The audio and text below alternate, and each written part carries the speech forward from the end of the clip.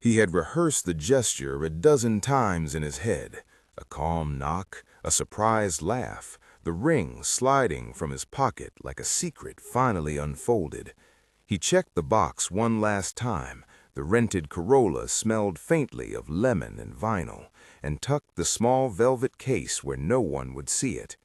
He adjusted the cheap cap low over his forehead. The name on the app read Carlos. Luciano watched his reflection in the rear view, as if the man who looked back could teach him how to be someone else for a night. He had chosen the disguise for reasons that felt noble at first, a way to see her without cameras, without pretense, to watch her reaction when she saw him as himself, rather than a curated partner at gala dinners and anniversary posts. He wanted a quiet truth. He wanted to know if love would look him in the eyes when the jewelry and the headlines were taken away. Instead, he would hear something he could never unknow. The back seat was warm from the city's late summer heat. Bianca climbed in with a laugh that had the practiced chirp of someone used to being the center of attention. Luciano slid his hands to the wheel and smiled. He kept his voice flat, neutral. "Where to?" "Le Jardin," she said, flicking her hair to one side. "Drop me at the entrance. Ricardo will meet me." Ricardo. The name should have passed like a trivial note, perhaps an assistant, a friend. He felt nothing more than an echo when he heard it, until her phone buzzed, and she answered without looking back, the call loud and unfiltered in the small car. "Yes? Yeah." Bianca's laugh warmed the cabin for a second. Then animosity slipped into her tone like a shadow under the sun. "He's so— Yes, the wedding is on. No, don't worry, we'll close it. Ricardo will take care of the documents. We can't have a scene. We can't have him digging through the accounts. It's messy. He's sentimental, honestly. He thinks money is an explanation. He won't notice if things are handled properly. No, I mean it. He's a good man, but he sees people as expenses." Words landed like stones. He heard only a few at first. Expenses. Handled. Ricardo will take care. The sentence folded and revealed a plan that had nothing to do with love. Bianca's voice kept moving, plotting, labeling him not with tenderness, but with a ledger. "You know how he is about his grandmother," she continued, a practiced softness, the way one smooths an envelope before sealing it. "All that memory drama. We'll use it. He'll sign for her trust as soon as he thinks it's about her. We'll set the agencies, quietly. No one needs to know the details until it's done." The air in the car thickened. Luciano's hands gripped the synthetic wheel until the knuckles whitened. For a long breath, he didn't understand that his fingers were trembling. He had imagined 1,000 kinds of rejection, 1,000 quiet exits from a relationship that had grown cold.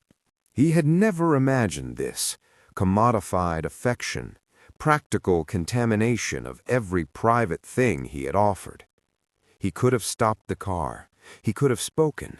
He could have turned around and told her everything into her astonished face, the ring, the plan, the deception. But the truth sometimes arrives too sharp to be handled. He let the engine whisper him forward, and the city swallow the moment like a rumor. She climbed out at the restaurant doors without looking back. The valet took the car she had called, one of the polished models they always used for photographs. She tossed the phone into her clutch and laughed with the people who met her under the awning, as if she had just delivered a private joke. Luciano remained in the driver's seat, breathing the light lemon air of the rental, feeling as if time had stuttered and rearranged itself. He folded the ring into the velvet box again and pushed it deeper into his pocket. That gesture felt absurd, then obscene. The plan to surprise her had been his attempt to remove theater from their lives. It had only revealed a different play. He went home and didn't announce what he'd heard. He canceled the dinner that night with a message that said he was tired. He did not call his lawyers. He did not call Bianca. He turned off his phone for hours and then on again. The messages stacked, concerned, surprised, the usual social obligations. None of them could warm the place inside his chest that had emptied and left him alone with the echo of her voice. The next morning he left the penthouse without a word. He drove to a small rental agency, signed as someone else, handed over a card that looked legitimate enough, and walked out with a simple car that hummed instead of purring. He told himself it was temporary, a way to think without the luxury that muffled even his own thoughts. He would be gone for only a few days. 5 days became a ritual. Luciano sat behind the wheel and became Carlos. He learned the city's arteries anew, the clack of tires on wet asphalt, the way late-night buses hissed as they released their brakes, the humid smell of street food and diesel that never penetrated the marble corridors of his life above the city. He listened to strangers. He learned what people said when they didn't know anyone around them had millions in the bank. He drove early shift nurses who smelled faintly of disinfectant and spent their tips on vending machine coffee. He drove a tired father who spoke to his sleeping daughter like she was a rare bird. He drove immigrants who hummed songs in languages he couldn't follow but felt like a Morse code of hope. He learned small economies, how a 20 difference in price could ruin a person's week, how pride arranged itself in the smallest corners of someone's speech. Then one night, as rain nodded at the windshield in small coins, Leticia climbed into the back seat, with a paper bag steaming at the top. She had bread tucked under her arm and a shawl over one shoulder, and the scent of cheese and butter filled the cabin. Her hands were warm and calloused. She closed the door with a gentle click, and when she looked at him, she saw nothing but the tiredness of a man who had driven too many routes. Les Jardins, she said, and Luciano felt the same name land differently. The city had rearranged his associations. This was not the same Les Jardins. This was not Bianca's scripted entrance. Leticia's voice carried a music of places that had room for ordinary grief. "Where to, miss?" he said, practicing the persona he had adopted like a costume. "Number 14, she answered. "Please take your time. My grandmother gets nervous in the rain." Her pocket was full of appointment cards, a folded photograph of a woman with hair like silver wire, and a small key ring with a plastic bloom. She smiled when she took off her glove to find the change. She did not look at his hands. She didn't offer to make him smaller or larger. She ran a hand through her hair, as if smoothing it for company she expected. There was no pretense, no calculation. She was present. He drove, and she talked. She had worked shifts at a daycare before becoming a caregiver for her grandmother, Avó Maria, full of stories about a country house, about bread baked on Sundays, about the way the old woman hummed to keep the days together. Leticia had a photograph tucked in the plastic of her phone, a woman with soft eyes, a hand pressed to her cheek, the outline of an old life. She spoke of small repairs, how to lift someone who shrinks away from mirrors, how to fold a shirt so it doesn't look like a small death. Her tone held no complaint. She saw care as a craft. Luciano found himself telling small truths by accident. He told her he liked coffee without cream. He told her the evening sky had been wrong to him. He told her about a favorite park bench he had loved as a boy, the wood smoothed by 1,000 children. He didn't say who he really was. There was a rhythm to omissions. He let the name Carlos sit easy on his tongue. A week passed. The city blurred into a series of rides that felt like small confessions. There were moments that bent the world into new angles. A busker who sang an old samba and made the car feel like a traveling chapel. a little boy whose sketchbook spilled with drawings of rockets and dragons, a woman who wept and apologized to Luciano for letting herself cry in front of a stranger. He realized that anonymity was a kind of mercy. People were kinder to strangers than they were to partners who carried expectations. When Leticia began taking regular rides with him, it was as if something in the city had decided to align. She would call and ask for a pickup at the market or a shortcut when the rain threatened Ave Maria. He learned her orders, the way she asked for a little extra cheese at the bakery, the time she always paid the driver with coins counted into her hand like a prayer. The car collected tiny furniture from her life, a hair elastic, a bus receipt with a note on the back about a doctor's appointment, a ribbon that smelled of lavender. Luciano, who had once measured his days by investments and meetings, started measuring them by the intervals between Leticia's rides. These were not the grand gestures of his previous life. They were small, offering an umbrella when the sky tore open, running across a street to buy pão de queijo because she had forgotten her bag by mistake, sitting in the car while she climbed the steps to help an old woman who wouldn't let anyone in until she hummed the same tune she had hummed for her entire life. They spoke of less and of more. Leticia's vocabulary was made of details, the way the kettle on Ave Maria's burner whistled like the weather called in a language only old houses kept, the way a photo album could rearrange a family's theology of itself. Luciano began to notice details he had never valued, the way somebody tied their shoes like a ritual, the tiny burn on the edge of a mug that meant someone had loved it thoroughly. He had brought the velvet ring home with him one night and found it a heavy secret under his pillow. He did not wear it. He placed it on the bedside table and watched the moon skim across its surface, feeling its weight as a question. The gift now felt like a mirror. Who was the man who wanted to give it? Who was the man who had listened to Bianca call him an expense and then chosen silence as a way to punish everything? The city did not answer. The only answer arrived in a small hand pushing a paper cup toward him after a route. "Carlos," Leticia said, "you should try this. It's from the bakery, pão de queijo. You look like you need something that isn't made in a boardroom." He laughed and took the warm bread. It tasted of butter and resilience. He felt a small, ridiculous gratitude toward the universe for such a modest miracle. The pattern could not remain hidden forever. Bianca noticed the block of stories about a driver who had once seemed oddly invested in the lives of a woman who tended to her grandmother. She was sharp at hunting for patterns. She knew the names of men who belonged to headlines and the names of men who disappeared from them. She was used to getting what she wanted. One evening, Leticia had arranged a small dinner to celebrate Ave Maria's 83rd birthday. They had reserved a corner table at a modest restaurant that turned its lights low to oil lamp warmth and served food without fanfare.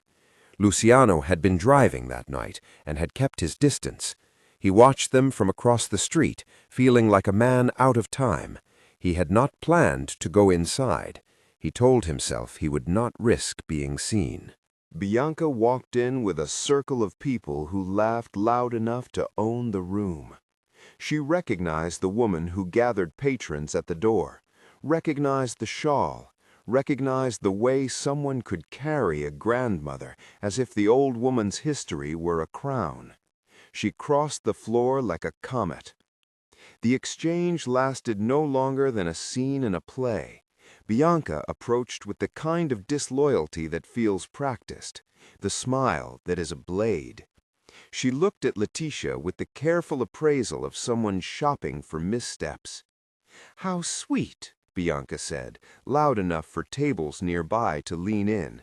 "You really do have a talent for playing the part, don't you?" Leticia's eyes widened and then narrowed politely. "Excuse me?" "You," Bianca's voice dipped into that cold mode that had once been reserved for contracts. "You expect people to believe your stories, the grandmother, the little dinners, this—" she gestured at the table as if she had thrown a blanket over a village. "It's touching, truly, but it's all, what's the word, performative, isn't it?" People looked. The restaurant's hum dimmed to a nervous murmur. Ave Maria raised her head with a soft confusion, clutching her hand to her chest as if to steady a memory. Luciano felt every inch of his body go cold and hot at once. He had expected to protect, to step forward and dismantle the scene with a calm he didn't possess.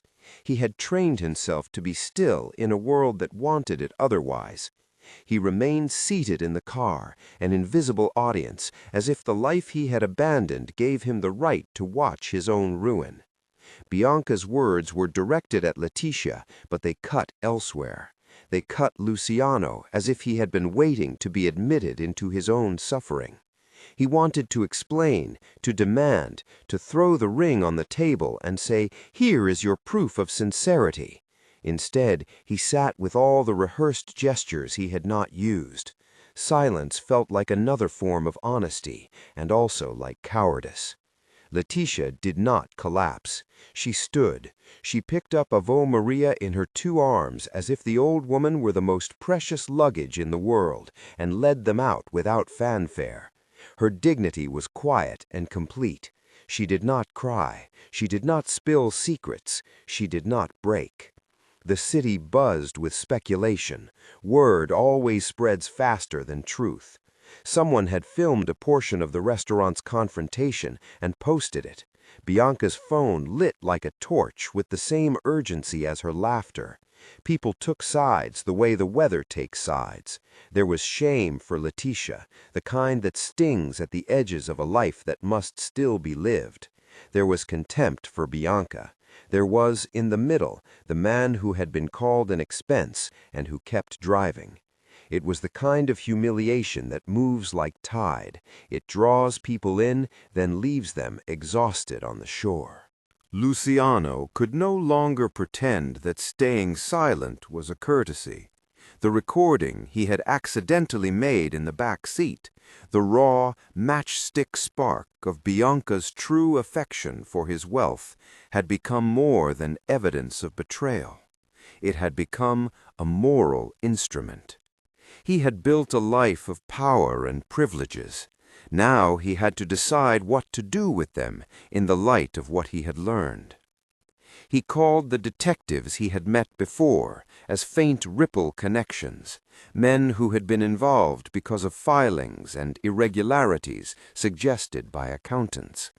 They were careful in language. They confirmed there were anomalies. The details were technical and officially incomplete, but the implication was clear. Money had flowed in ways that merited attention. Luciano did not want to weaponize the recording for revenge, nor did he want to allow the ledger of his life to continue being written by other people's needles. He wanted to realign his priorities into a single act that would not be headline-grabbing, but would resonate in the quiet rooms he had been learning to appreciate. On a late autumn night, he rented a hall that used to host charity events, a place where marble met modest plaster, where a stage did not demand glamour to be noticed. He called a few reporters and a handful of people who mattered in ways intangible. He did not invite all the city, but somehow the city came. The room filled with the light that seems to belong to disclosure, not bright, not false, but honest and thin. He stepped onto the stage with a pocket that felt heavy. He did not perform a spectacle.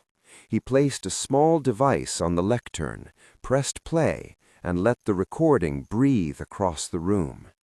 Bianca's voice, baring its teeth as it had once in the car, filled the hall in an unadorned way. The words were short, unmistakable. "He's sentimental. He'll sign anything if it sounds like it's for his grandmother. Ricardo will handle all the rest. We just have to make sure he doesn't get curious." There was no other way to read it. The sound of her laugh hung like a loose thread. People shifted in their seats. He let the moment hold them, and then spoke with a voice steady, in a way that was both frightening and bare. "I listened to that conversation by accident," he said. "I didn't set out to trap anyone. I set out to learn. But when the truth is this, when people speak of you as if you are their ledger, what do you do with the wealth you inherited, or the wealth you were gifted, or the wealth you built? I chose to take a step I hope will be a beginning." He described carefully that detectives had found financial irregularities worth investigating. He did not declare verdicts. He did not pretend courts had spoken. He said only that there were investigations and that he would cooperate to bring facts to light. Then he put an envelope on the table and announced a donation. Half his declared assets would be used to create the Instituto Maria Ferreira, a foundation to support caregivers like Leticia and to fund services for elders who needed dignity and small acts of daily kindness. It was not a dramatic revenge. It was a reallocation, a choice to let his wealth be put to work in a place that would hold tenderness as capital. He hoped the donation would make a difference in the lives of many, though he also knew the gesture could not heal the private betrayals already inflicted. He wanted it, at least, to be a corrective vector. People applauded, some tepidly, some with the startling earnestness of those desperate for moral clarity in a world that often felt uncaring. Bianca sat a few rows back, pale and framed by the lights. She had brought lawyers who now looked like lifeguards for embarrassment. Security came forward quietly when she rose to speak, more out of the script than any real necessity. She did not attempt an apology that night. She left, escorted, shoulders small. The cameras were unkind, but not cruel. The world is often harsher to fame than to sin. Leticia watched from the audience. She had not been invited, but someone had set aside a seat and arranged her presence like an offering. She was not there to be a prop. She was there because the foundation had the name Maria in it, because Avó Maria's photograph had sat with Luciano's things once in the rental car, and because she had the first-hand knowledge of what the money could do if it were honest. When the events subsided, Luciano found Leticia near the exit, her hands folded as if she kept a little altar under her palms. He approached with that old, careful fear. He had prepared speeches, apologies, excuses. He had a whole language for restitution. Instead, he said a few small things. "I'm sorry," he said, "for how I listened, for how I robbed you of your peace, for the part I played in letting you be seen as anything other than you are." Leticia looked at him as if she weighed the sincerity of those words like coins. She had learned to read people in a currency that was not money. She had learned how to fold disappointment into work and how to place kindness with care. She did not raise his name. She did not ask about the donation. She said only, "You should not have lied to her." "I know," he said, and for the first time the truth of it felt as available as air. "I lied because I wanted to know if something real could survive without spectacle. I was wrong to test it this way. I'm sorry." She accepted the apology without embracing it. "You used me. Your silence was a choice that hurt me too. I do this work every day. I don't need to be used for your self-education." "I understand," he said. "I don't expect you to be anything for me. I don't deserve that." They walked out into the night. The city's lights hummed like distant campfires. Somewhere, the busker had started his song. Luciano felt the ring in his pocket, not as a prize, but as a confession. He offered her the ring months later, in a moment that had nothing to do with cameras or the theater of public justice. It was a small kitchen now, rented, modest, with shelves that held mismatched mugs and a kettle that whistled the way Avó Maria's did. They had chosen to be somewhere that had a door they had to open themselves. He had not planned the moment. He had thought about what it would mean 100 times and come to the same conclusion. The ring could not be a clamp on her life, nor a way of silencing what she deserved to say. "Take it," he said, placing the ring into her palm. "It's empty of illusions. I want it to be a promise that I will not use my wealth against you or to smooth over what I've done. I want it to be a promise that I'll keep learning how to be honest." She turned the ring between her fingers with the same calm that had become her hallmark. The metal was warm. For a long beat, she did not speak. Then she set the ring back on the table and shook her head slowly. "I can't accept it," she said. "Not yet. Not after what happened. Accepting that ring would be accepting that everything is fixed. It's not fixed. People were hurt. People were used. I want to make sure you're truly moving away from that person." He nodded. The refusal was not a rejection of his redemption. It was an invitation for work. He had thought the worst thing would be to lose all of his lifestyle. The worst thing, he now understood, was to let the habit of being a man who used people linger. They set rules then, small contracts that had the shape of respect. He would give the Instituto Maria Ferreira time and energy, not as a press release, but as a labor of love. He would meet Ave Maria when permitted, not as a symbol, but as the breathing person she was. He would learn the schedules of caregiving, the meltdowns, the waiting rooms, the quiet triumphs of an elderly woman who learned to hold words again. Trust rebuilt itself in tiny payments. It arrived over coffee cups that did not matter if they matched, over mornings when he sat with Ave Maria and listened to a memory of a town where bread had once been made by hands that understood hunger and grace. He made mistakes. He apologized. He did not try to erase pain with spectacle. He showed up. There were still public ripples. Investigations unfolded in the background like a television show with slow pacing. Detectives called in records. He testified to what he knew. He did not use this as an opportunity to humiliate Bianca further. He allowed the process to take its due shape. He acknowledged that justice was not his to declare, and that restitution could never be only monetary. Bianca's presence in his life thinned to occasional news items, to social media posts that tried to recast her as the aggrieved party. People argued online in the blunt tongues of comment sections. Luciano learned to let those comments bob past him like leaves on a river.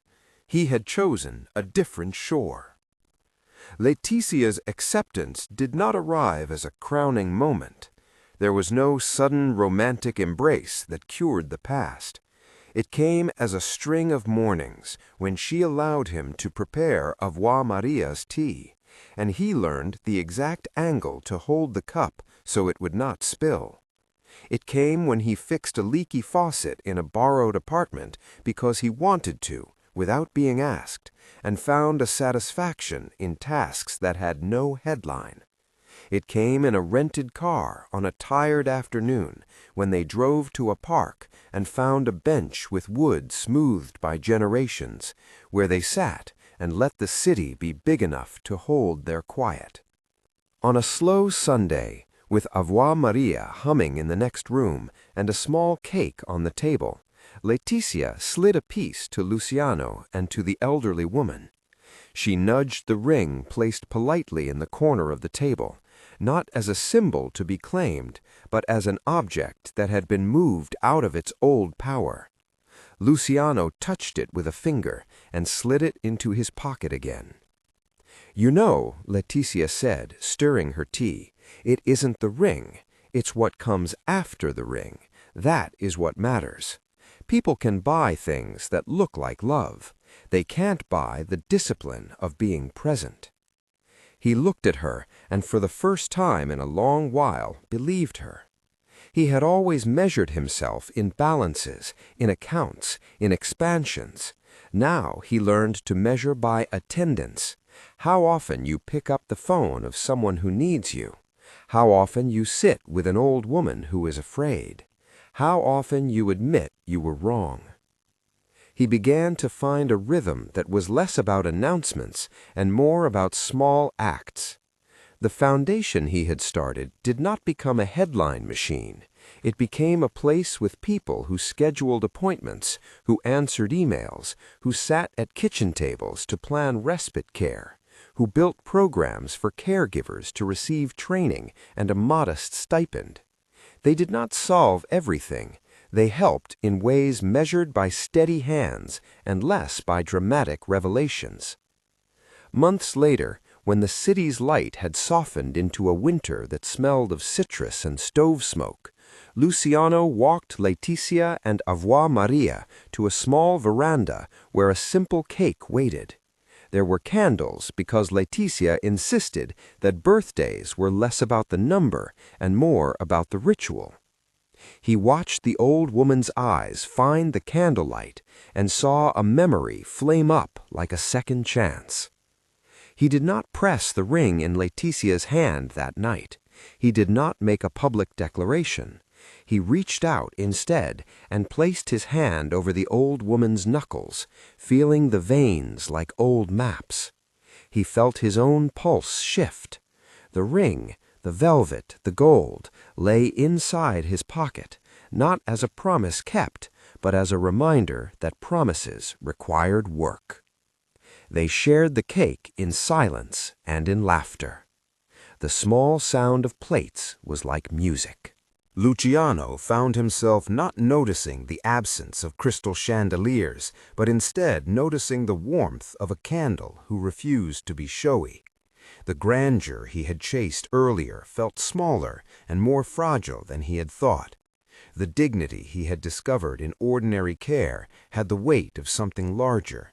It was a reallocation of attention, of funds, of life. There were setbacks. Leticia would have days when the patience thinned like bad thread. Avo Maria had nights when memories slid away and left the house feeling unfamiliar. Bianca's name sometimes slipped into news reports with the kind of breathless indignation that comes of people who want to be victims. Luciano learned to sit in discomfort without grand gestures. He learned that humility did not look like abasement. It looked like consistent effort. One late afternoon they took a walk by the river. The sky spread thin and clean. Luciano had the ring in his hand then, the metal warmed by his palm. He looked at Leticia and at the way she watched the ducks, how she cradled a small kindness in the curve of her elbow. He thought of all he had lost and of all he had been given. "Will you ever?" he asked, simple and raw. She looked at him, and this time there was no strategy in her gaze, only the weather inside a person. "Maybe," she said. "Maybe if you keep choosing me in the way you choose to be kind to a stranger. Maybe if you keep choosing the work after the apology." He nodded. There was no deadline for this kind of promise. There was no grand ceremony that could seal it. There was only time spent in small currencies. They walked on. The ring remained in his pocket, the velvet case folded but not forgotten. If he had once believed that wealth would heal everything, he now believed wealth could be a tool for repair or a weapon for erasure. The choice mattered. In the weeks that followed, the Instituto Maria Ferreira opened a small community center. The sign over the door was modest. Inside, there were chairs that had been donated, a small bookshelf with second-hand paperbacks, a kettle that whistled like an invitation. People came, caregivers discovering a network, families needing advice, elderly folks who had been neglected by the systems that promised to protect them. Luciano was often there. He learned how to bring stable funds without making the place an exhibit. He learned to listen when someone needed to grieve quietly. He learned to hire people who understood the work and pay them fairly.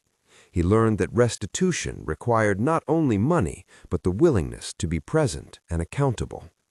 In the weeks that followed, Letitia continued to work as she had always worked, with an integrity that could make whole institutions feel small. She led a small workshop on patience and on the art of small comforts, one that involved teaching people how to fold an old blouse so it made sense to someone who feared losing themselves in the process. The women and men who came left with a packet of handmade notes and a hot cup of something that tasted like home. They never returned to the arrangement of wealth and display. They kept to a life that allowed for imperfections. There were no dramatic proclamations in front of the world. There were, instead, the mundane miracles. A dinner when a quiet apology came without a speech. A birthday where candles were shared without cameras. A morning when someone answered a call without seeing the caller's status. One evening, as winter thinned into the first hesitant breath of spring, Luciano found himself seated on a small step, with Ave Maria leaning on his shoulder, her head smelling faintly of lavender soap. Letitia was inside, organizing tea. The world felt, for once, true to its own scale. He took the ring out and set it on the step between them, like an offering that was loose and not demanding. Ave Maria opened one eye and smiled, as if keeping a secret of a century. She tapped the ring with a stubby finger, as if testing whether it had the kind of value that mattered to a life that had found a way to make bread with love. "Promise," she said, in a voice that had the authority of weather. The word landed like a benediction. Luciano looked at Letitia. She nodded, not as a surrender, but as a measured acceptance. She reached for the ring, and this time when it moved to her hand, it felt less like an object and more like a covenant of practice. There was no grand music. There was only the kettle whistling and the sound of a city whose tide, slowly and imperfectly, had begun to shift. Outside, the streetlight blinked as if to approve. Inside, they ate cake and shared the quiet like an inheritance. The lesson the city had taught him would remain. Real wealth is measured by the dignity one affords others and the attention one pays to the small, steady acts that make up a life. If you read this and wonder what you would do in his place, whether you would test a love, whether you would forgive a betrayal, whether you would accept a ring after watching everything unravel, know this: there is no one-size answer. There are only choices. Some are dramatic, most are not. The truest moments come when the spectacle ends and someone in the kitchen light cleans the dishes. If this story spoke to you, would you secretly test your relationship? Comment yes or no and tell why. The final image of this chapter is quiet. 3 people, a man who had been humbled, a woman who had guarded her dignity, and an old woman whose memory stitched everything together, sitting on a veranda with a small cake between them. The candles were modest. They breathed the light into each other, as if learning how to make a home. The ring lay in a pocket, not forgotten, only patient. The world still turned. People still made mistakes. But there was a humility in the doing of good that resisted the old equations. Money is not the measure of a person's worth. Dignity is. Care is. The small acts, repeated, alter lives. If a story like this moved you, share a moment when small things mattered more than money. Subscribe for more stories that remind us what honesty and care can rebuild.